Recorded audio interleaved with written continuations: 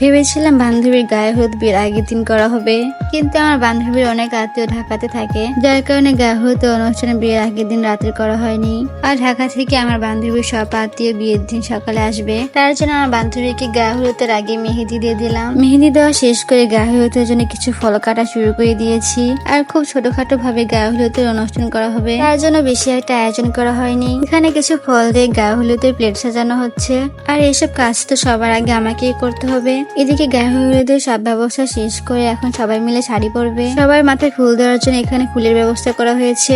আর এদিকে তো পাকনামি করে আমি হাতে মেহেদি দিয়েছি। হাতের মেহেদি দেখে মনে হচ্ছিল আমারই বিয়ে। তারপর সবাইকে কিন্তু সাজিয়ে দিয়েছি আমি। এখন আমার বান্ধবীকে বাইরে নিয়ে যাওয়া হবে, আর সেখানে গায়ে হলুদ দেওয়া হবে। আর এদিকে ছেলেপক্ষ খুব সকাল সকালে বের হয়ে পড়েছে, তার জন্য বেশি একটা সময় নিয়ে গায়ে হলুদের অনুষ্ঠান করা হয়নি। এখন আমার বান্ধবীকে সবাই মিলে হলুদ দিয়ে দিচ্ছিল, আর কিছু মিষ্টিমুখ করাচ্ছিল। গায়ে হলুদের অনুষ্ঠান ছোটখাটো ভাবে হলেও আমরা অনেক মজা করেছি। হয়তো অনেকে ভাবতে পারেন যে আমি কেন আমার বান্ধবীকে গায়ে হলুদ দিয়ে দিইনি। মূলত আমি ক্যামেরার পেছনে ছিলাম, যার কারণে গায়ে হলুদ দেওয়ার সময় আমার ভিডিও করা হয়নি। যাই হোক, গায়ে হলুদের ভিডিও আপনাদের মাঝে শেয়ার করেছি, আর অবশ্যই বিয়ের ভিডিও আমি আপনাদের মাঝে শেয়ার করব।